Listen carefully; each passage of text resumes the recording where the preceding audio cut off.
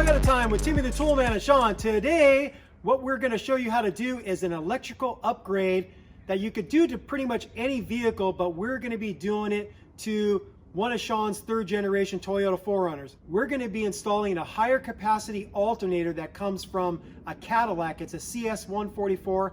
And then we're going to be doing a electrical wire upgrade that's known as the Big Three. These two upgrades, the alternator and the wiring, are going to allow you to have a better electrical charging system. The reason why you would want something like this is, say for instance, you're starting to get into the overlanding kind of thing, or just four-wheeling and camping, and you have a winch now, you have a refrigerator, you have accessory lighting, maybe you have a really cool stereo system with subwoofers and amplifiers, and all of that accessory stuff is causing a much larger draw on the system than it came from the factory. If you don't do anything about it, what you're going to end up doing is just draining your batteries, and you're going to go through batteries like crazy. Sean currently has a winch on this rig. He plans on adding accessory lighting, so that's why he wants to do this modification. The alternator, being a higher capacity alternator, that's going to allow more power to the charging system, as there's a big draw on the system. But you can't just stop there. You need a bigger conduit for that power to flow, and that's where the bigger wiring comes in. So with this modification, we're not necessarily taking wires away from the system, but we're adding larger gauge wire in addition. And when electricity flows, it's going to take the path of least resistance. When we add those larger wires from the battery to the alternator, from the engine block to the chassis, from the negative battery terminal to the body, it's going to allow that power to flow more freely and be better for the charging system. So that's the best way I could describe it. If you wanted more information of the benefits of the Big Three and to going to a higher capacity alternator, you can do research online, find plenty of information on this subject. With all that said, let's show you some of the stuff we bought for this modification. So here's some of the basic things that you're going to need to get this done. We have some thicker gauge wiring, and this wiring is true welding cable. This is the best type of wiring you can get because the strands are true copper and they're not mixed with other metals. You can get some stuff to make your wiring pretty so it looks nice, maybe some wire conduit, and you're going to want some type of fuse if you're going to be routing past the factory wiring. We got a bunch of terminal ends here so that we can choose the right one for where we're going to mount stuff. And then of course the CS144 alternator with the ribbed pulley, not the V-notch, and then this little adapter that's going to take you from the connector on this new alternator to a typical Toyota oval factory connector, so it's plug and play and you don't need to splice anything.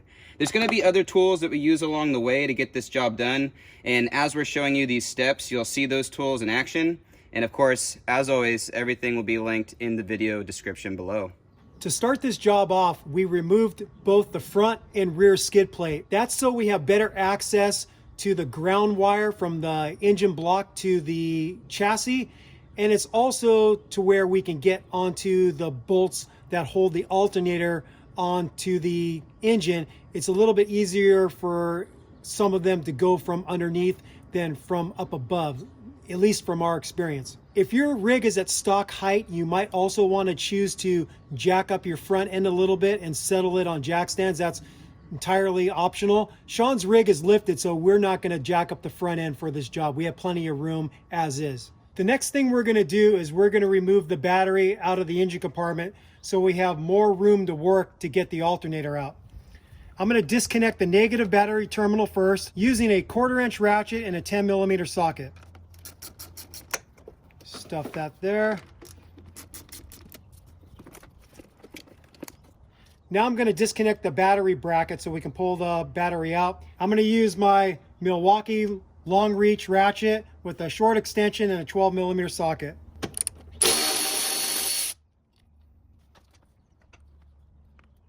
This little J-hook rod just fits into the body there. You'll see where it connects. You can just get this out of your way. And then you just gotta lift up and pull the sucker out. And just a good trick, when you remove fasteners, if you could just put them back where they came, then you don't have to keep track of them. So I'm gonna put this 12mm bolt back in the body here.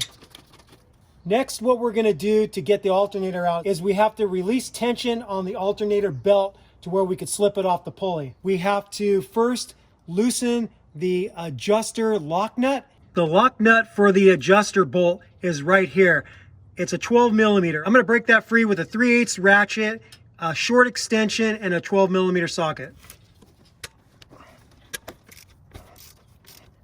Okay, that's loose. You don't have to take the nut off all the way, just gotta be pretty loose.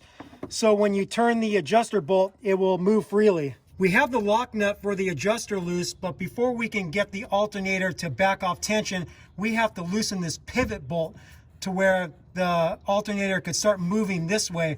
This is a 14 millimeter bolt.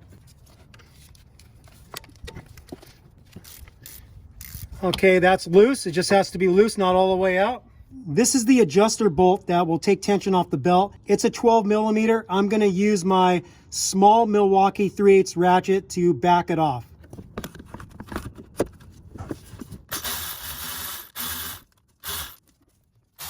Okay, that seems to be loose enough, and I could slip the belt off.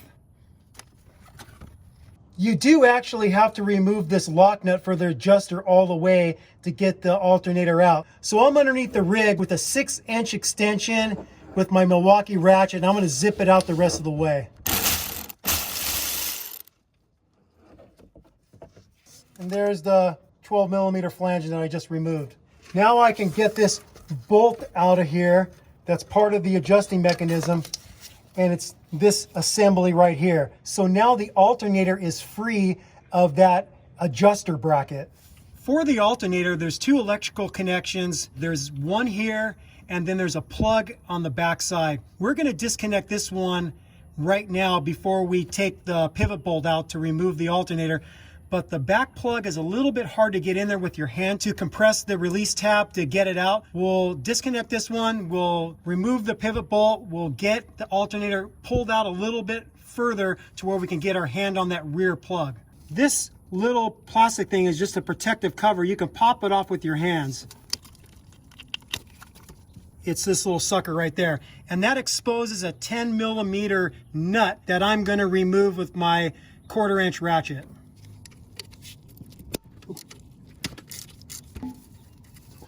I could just slide that connector off and it's free. There's also a little plastic tab that attaches the wiring harness to the alternator, and 9 times out of 10 you're going to end up probably breaking that thing when you're trying to remove it, but we're not going to go for it now. We're going to go for it after we get the alternator free from the bracket.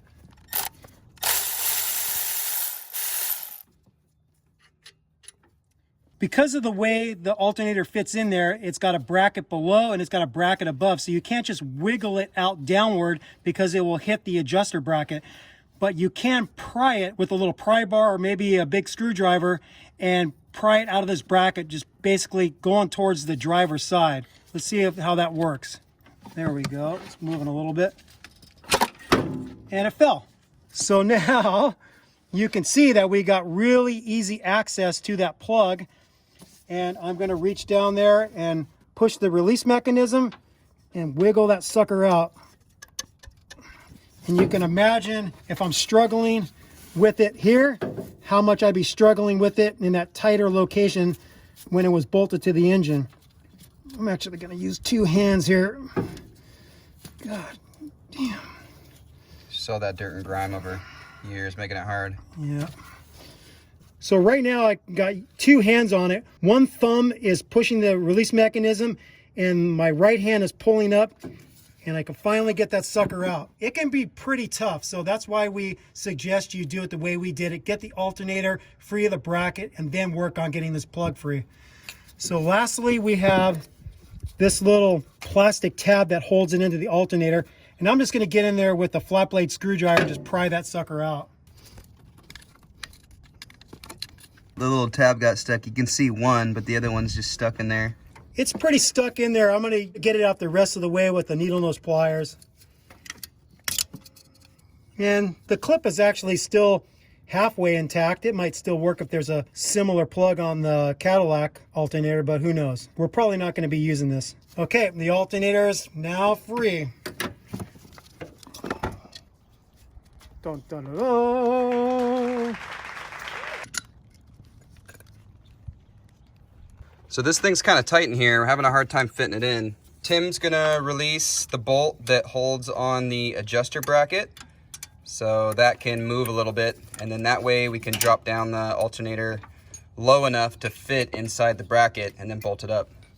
The bolt that holds the alternator adjusting bracket to the engine block is a 14 millimeter, and you'll find it right underneath the water neck that houses the thermostat.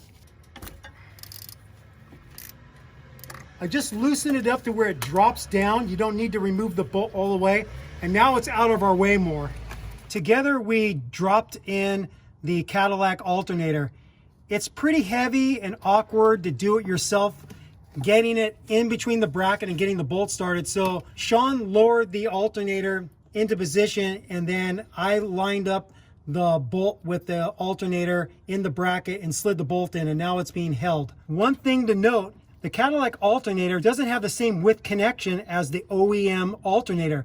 It's about 7 millimeters short. We measured it with a digital caliper. We got 3 washers that equal almost exactly 7 millimeters, and we think it's gonna work. So you can see the gap we have here. With this alternator, we want it sucked up all the way to the front, so the belt is gonna be riding straight. We don't wanna put the spacers here. We want them on the back side. And so this is the stock alternator, and this fits in tightly, not requiring any spacer at all. So we have to do a little MacGyvering to make it work. Basically, like, we measured this at 58 millimeters and we measured that at 51 millimeters approximately. An alternative to using washers, you could cut a sleeve. If you have like a bandsaw or some type of circular saw, you can cut some type of metal sleeve that will slip over the bolt and create a single spacer that is the proper width, approximately 7 millimeters. So I'm holding the alternator and the bolt, and Sean's trying to fit these washers in. Can you wiggle the alternator a little bit?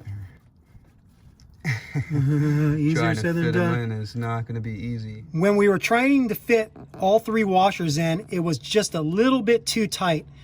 And what we are now going to do to make it to where they will all fit is the front part of this alternator bracket has a sleeve on the inside. And with a little bit of force, you could push it one way or the other.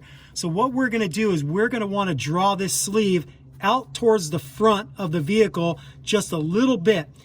And even if we go too much, and now there's a little bit of slop with the alternator in the bracket, as we tighten the pivot bolt, it will drive the sleeve up against the alternator body and it will get tight. The way we're going to drive this sleeve a little bit outboard is we're going to use a bolt, a nut, and a socket.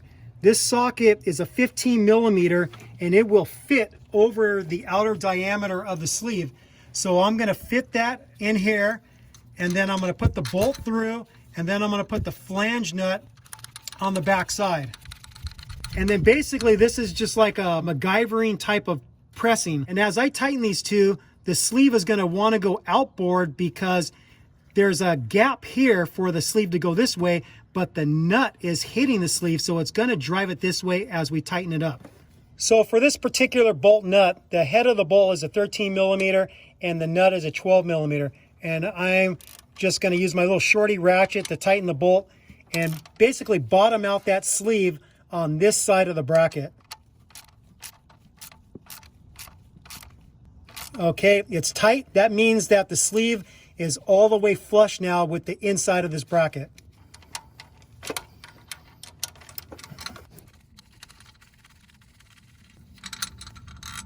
Okay, the sleeve is pushed out further on this front side, and now it's completely flush on this inside part right here. Again, we're going to use 2 people to get this done. Sean's got the alternator, I got the bolt. Okay, we got the bolt started. So just slide them in just a little bit. There you go. There you go. Okay, I think we got it. Yep. The threads are starting. Okay, so we now have the alternator in between the alternator bracket. You can see there's a little bit of slop, but like I said, as we tighten this bolt, it's going to push the sleeve up against the body of the alternator, and then it will get tight. Now that we know that we got the proper fitment for the alternator to the alternator bracket. We're going to take the alternator back out of the bracket, and we're going to work on the electrical portion of connecting the adapter to the plug. And then what we found is that the OEM connector that connects up to the post of the alternator, the post on the Cadillac alternator is a little bit bigger than the OEM Toyota alternator. So we're going to have to drill out this connector just a little bit so it fits over the post on that Cadillac alternator. To drill this out, we chose a drill bit that's a little bit bigger than the hole in the OEM connector, and hopefully this is gonna make it to where it will fit over the post of the Cadillac alternator. I'm holding the cable firm with a pair of channel locks and then the drill in my other hand. Let's see how this works.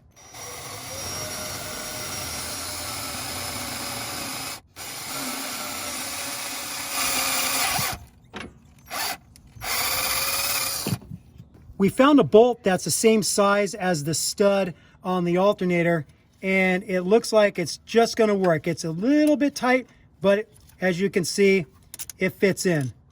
Now we have the special adapter plug that Sean bought for the job. This side is going to go to the OEM connector. It can only go on one way. Oh, it's not snapping in. There we go. That's all the way in. And this side is going to plug to the Cadillac alternator. We're going to drop the alternator in here, make the electrical connections, and then get it connected to the bracket. With this OEM alternator connector, it's got these little fins that attached nicely to the OEM alternator. They're not going to work for the Cadillac alternator application, so we are going to bend them out flat so they're not in the way.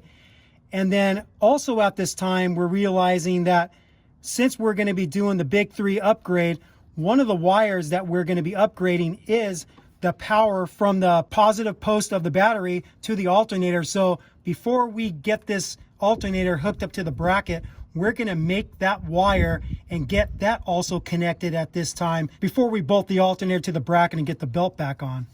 The next thing we're going to show you is how to crimp a connector onto this #1 welding cable. The line we're working on is the line connection from the alternator to the positive terminal on the battery. In this line, we're also going to install an A&L fuse holder with a 150 amp fuse. The reason for the 150 amp fuse is the maximum amperage output is going to be 140 amps, and we want to be just a little bit above that. So a 150 amp fuse is going to work well, and that's to protect to where if the alternator somehow overloads before it burns up the wire or potentially blows up the battery, this fuse will blow. So that's why we're putting this inline fuse in there. To crimp the connector onto the cable, we're going to use this hydraulic crimper. I bought this kit off Amazon. It has multiple size dies for different size terminal ends, and so we'll link this into the video description, but it's a nice way to get a really tight squeeze of the terminal onto the wire. Basically what the hydraulic pressure is doing is making those individual strands crunch down to where they're now kind of like a solid core wire. It has that much pressure to be able to push all the strands together into one solid strand. So you want to hold your connector up to your wire and just get an idea of how much of the sheathing you want to cut off. I'm going to say right there is good. And then we're going to use a utility blade to just go around the circumference, cut the sheathing, and then slide it off.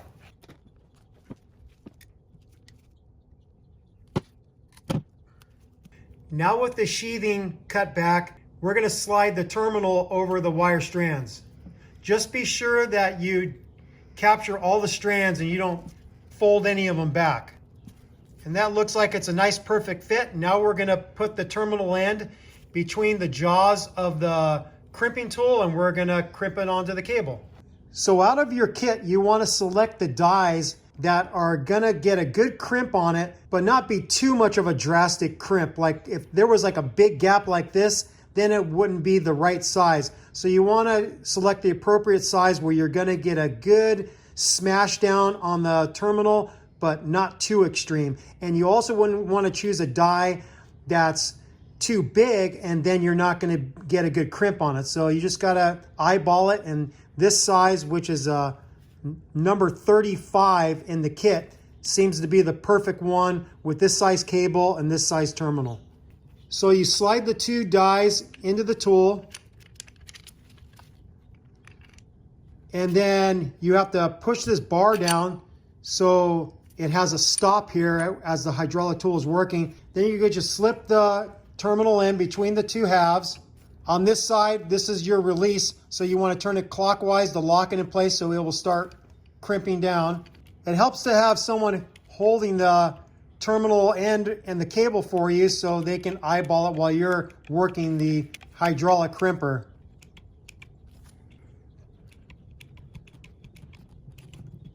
And we have it in this orientation right now to help show you the process, but it would help to have this thing resting on the table to where you can apply more force. So now it's getting kind of hard. We're going to do that, and then we're going to crimp the rest of the way.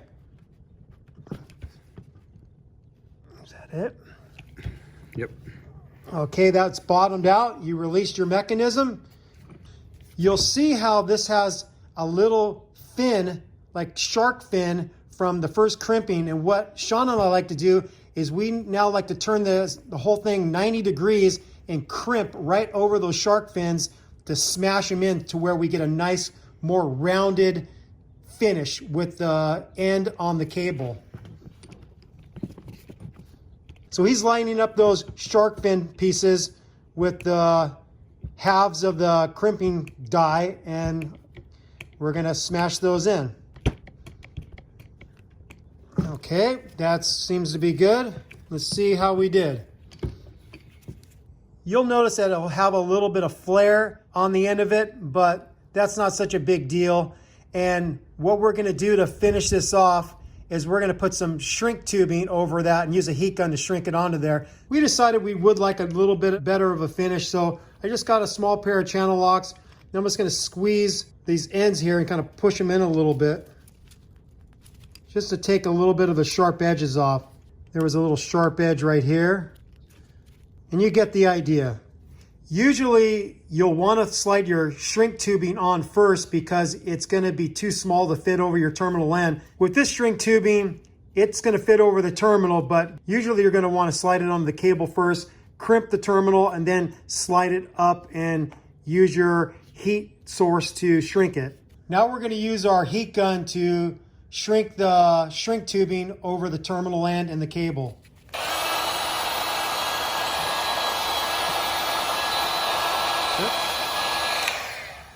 And you'll see that it's now got a nice covering over the terminal and the cable, and this is good to go. We wanted to show you one example of doing this. We're not going to show you doing this multiple times because it'd be redundant, but this is how you would do it. To cut the cable to the length we want, you have some choices. A nice tool for this is a pair of bolt cutters. It cuts through the strands pretty nice. Or you could use a pair of like sheet metal tin snips, something like this. It would work also, but the bolt cutters are a little bit nicer and easier to use. While we have the alternator still disconnected, there's a little bit more room for us to film from up above. I'm underneath the rig, and we're gonna connect up a ground wire from the frame here. This is a bracket that holds the power steering lines to the inside of the driver's side frame rail, and we're going to run a ground from that bolt to the ground wire that attaches to the engine block right below the oil filter. So we're going to make a short ground wire from the block to the frame. And the first thing I'm going to disconnect is this 12mm bolt that holds the power steering bracket to the driver's side frame rail. This might be easier to access from up above, but because we're filming, I'm gonna go for it from below. I'm using about a 5-inch extension, short 12mm socket, and my flex head gear wrench ratchet that has 120 click points. If you don't have a ratchet like this, you might not be able to get enough of a turn.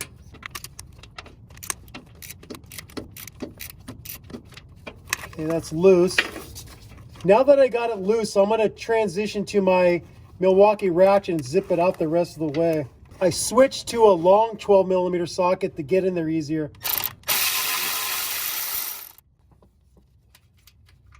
Okay, we've got that 12mm bolt free.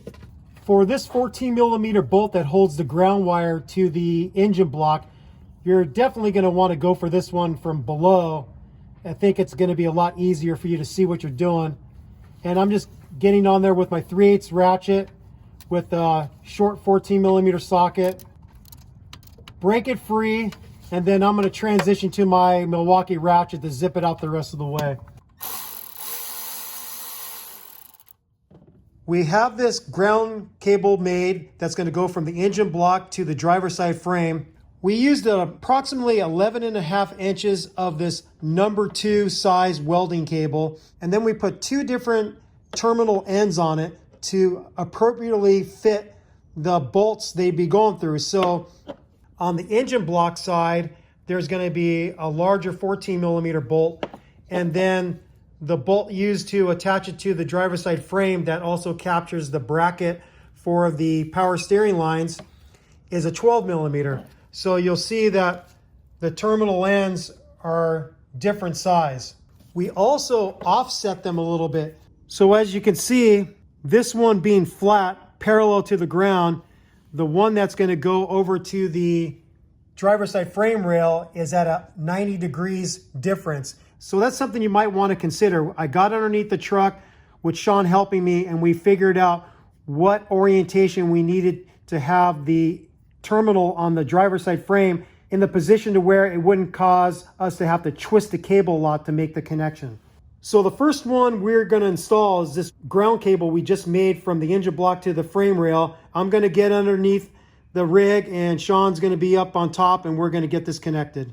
So I'm choosing to put the new ground cable underneath the existing one, and it's going to route underneath the oil filter heading towards the front of the vehicle, and then it's going to loop and go towards the driver's side frame rail.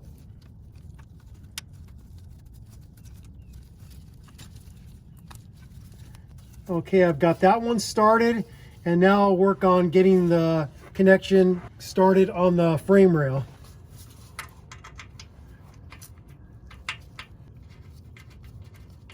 One thing we did before we connected the cable is we got a rag and some cleaner. We cleaned off all the old dirt and grease, and then we scrubbed the surface with a little bit of emery cloth to make sure the surface is really clean for this new ground wire.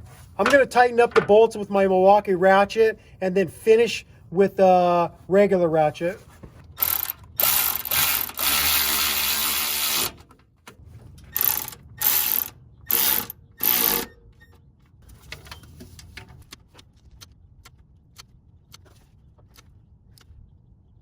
Okay, that's tight.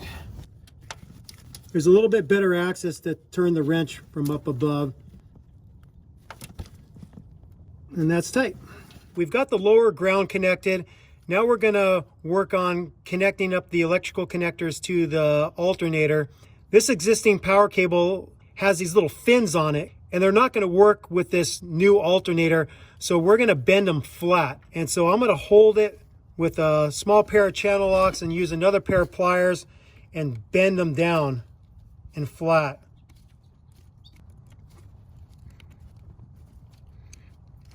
And that's pretty good right there. We slid over the OEM terminal end to the alternator stud, and now we're going to take our new power cable and slip that over the stud too. And then we're going to put the lock washer and then the nut over the top, and we're going to tighten this up. This is really important that you make these connections while you have the alternator disconnected from the bracket, because once the alternator is slid into place, you would have a really hard fight getting these things connected, trying to get your hands in there and get a wrench in there to make this connection. So definitely do it before you connect the alternator to the bracket. We're gonna make this connection for the adapter harness to the alternator. Make sure it snaps in place, and that's good. So we're gonna get on this nut with a little ratchet, and we're gonna tighten this down. The nut for the CS144 alternator is a 13 millimeter. I'm using my little gear wrench shorty ratchet to tighten it up.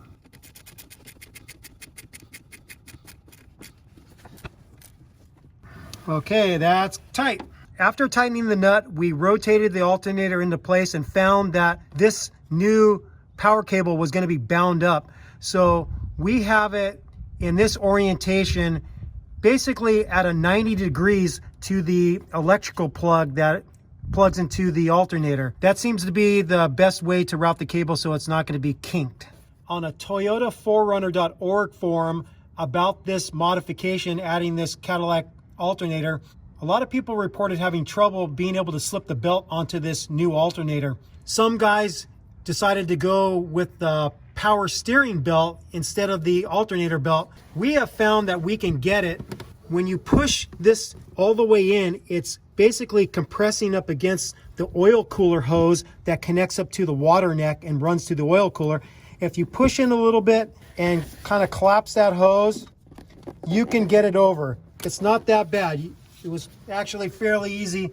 And because this pulley is wider, we're aligning this belt with the outermost part of the pulley. So there's going to be a gap on the inside. And that seems to be a pretty darn straight shot. So now I'm going to get this adjusting bolt assembly connected. I'm going to come in from behind the adjusting bracket, get it slid into the slot, get it into the hole of the alternator, and then slide the bolt through the slot on the bracket. Then I'm going to get the 12 millimeter lock nut attached to the stud. And I'm just going to keep that loose for right now because we need to adjust the belt. Right now, the 14 millimeter bolt that holds this adjustment bracket to the block is loose. And I'm going to keep that loose. We're going to get the belt tension to the proper tension first, and then I will lock down that 14 millimeter bolt that attaches the bracket to the block, and then I'll also lock down the 12 millimeter nut that locks the adjuster in place. For the tensioning of the belt, if you have a belt tension gauge, use it. If you don't have one, then you can just check the deflection. So you grab a midpoint between two pulleys, and you should have somewhere in the area about a 1/2 inch to 3/4 of an inch of play. When you push it away from you or pull it towards you, you should be able to get about a 1/2 inch to 3/4 of an inch of movement. If you have the gauge, they say that if you're putting on a new belt, it should be at about 120, knowing that it's going to loosen, it's going to stretch a little bit. But if you have an old belt that you're using, the proper spec is about 100. So you would slip this over midway between two pulleys and you would look at the reading. And this is just a little bit over 100. I'm just going to leave that as is. That's pretty good. If you wanted more information about replacing the drive belts on your 3.4 liter V6 engine, you could click on the link above, and we have a video that walks you through how to replace all your drive belts, the alternator belt, the power steering belt, and the AC compressor belt. The lock nut for the adjuster is torqued to 25 foot-pounds, and the pivot bolt is torqued to 38 foot-pounds. This A&L fuse holder has a digital readout so you can read the volts, and it needs a ground, so we figured out by stripping the wire that this is somewhere between a 20 and 22 gauge. We have a terminal end for this size. We're going to slide it over and we're going to crimp it. To crimp the connector on the end of the wire, we're going to use these ratcheting crimpers. Give it a little tug, it's good. And then these are a shrink type of connector, so we're going to shrink this tubing over the wire, and it has an adhesive in there that helps create a really tight seal. All right, we think we're all done. This is how we ran the cable that goes from the positive terminal on the battery to the post on the alternator. It leaves the positive post and it runs into this fuse holder with a 150 amp fuse.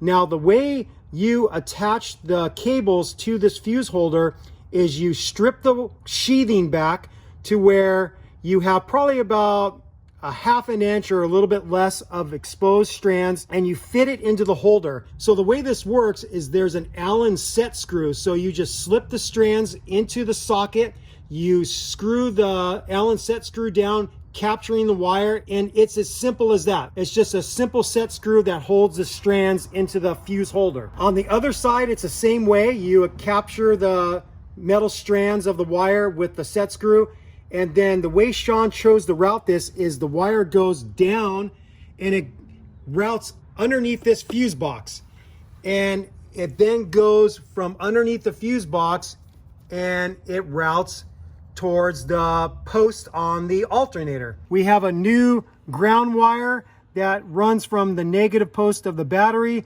to the body, and we actually chose to not just route it this short distance to here where the stock one mounts.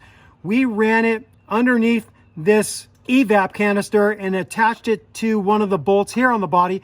We cleaned up the metal to where we had bare metal, and we made the connection here with this 10mm bolt.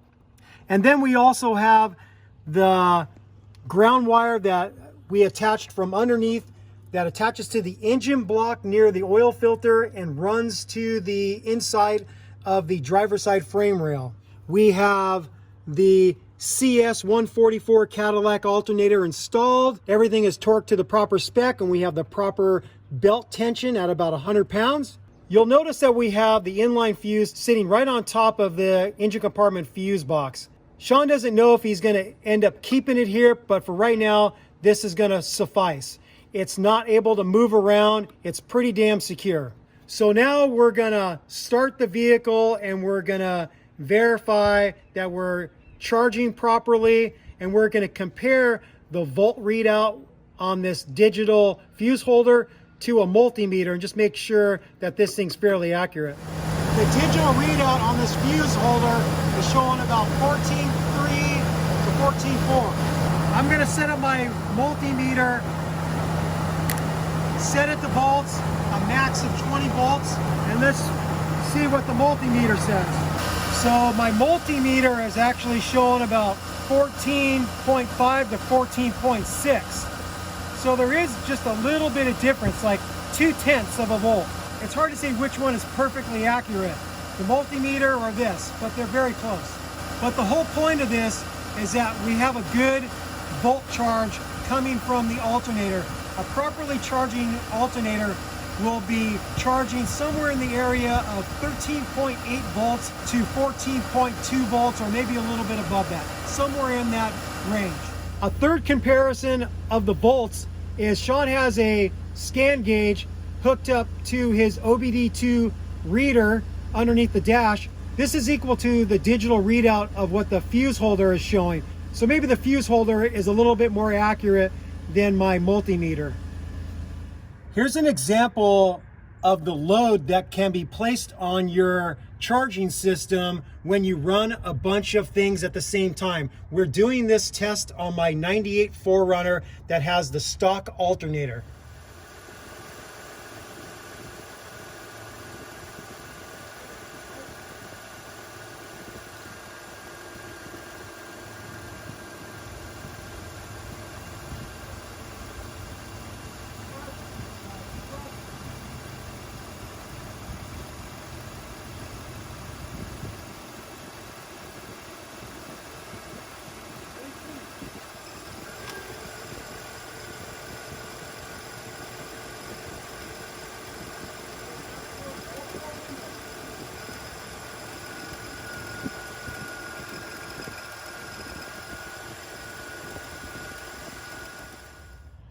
All right, we are all done with this job. As you saw, doing the CS144 upgrade and the Big 3 wiring upgrade isn't very difficult, but there are some little things that you have to do to make this job work. For the CS144 alternator upgrade, the attachment point for the alternator to the bracket is a different width than the OEM, so you have to make up for that space. We determined that's approximately 7 millimeters. Now, you can do the same thing that we did and stack up some washers to make up that gap. You can cut a metal sleeve that will be a big enough diameter to fit over the bolt. You can do that. You also noticed that we came up a little bit short on space with the 3 washers that Sean had available for this job. And we were able to just move that sleeve on the front side of that AC bracket back a little bit to where we could then fit the washers in. And then when you tighten the pivot bolt, that drives the sleeve back towards the body of the alternator and cinches everything up. So how you make up that space is going to be entirely up to you. We also read that people really struggle to get the stock alternator belt onto that CS144 alternator, but we found that we were able to get that belt on no problem. Some guys said they decided to use a power steering belt for that application, but we found that that was not necessary. When it comes to the big 3 wiring upgrade, how you run the wires is entirely up to you. You just saw one example of how Sean did it on his 3rd generation 4Runner, but you can run it differently. It's entirely up to you how you run the wiring. When we tested the charging system on my 98 4Runner and we put a load on it, you saw that quite a bit of load can be pulled on the system when you're running a lot of accessory things. Now, if you're running a winch and a refrigerator and you had accessory lighting working at the same time, you could easily see how you can overload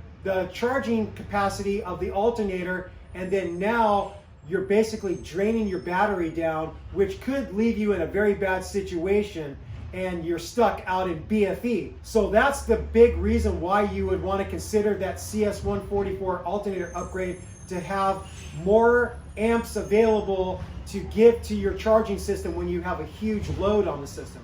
With all that said, we thank you for watching Toyota Time with Timmy the Toolman and Sean. We will, of course, be back with more videos. Safe to say we are a little bit amped up for this upgrade, pun intended. Thank you for watching. Thank you for subscribing. If you have any questions or comments, do that below. Take care. Bye-bye. Sick mods, sick alternator and big 3 upgrades. Happy wrenching and peace out, people. Bye-bye.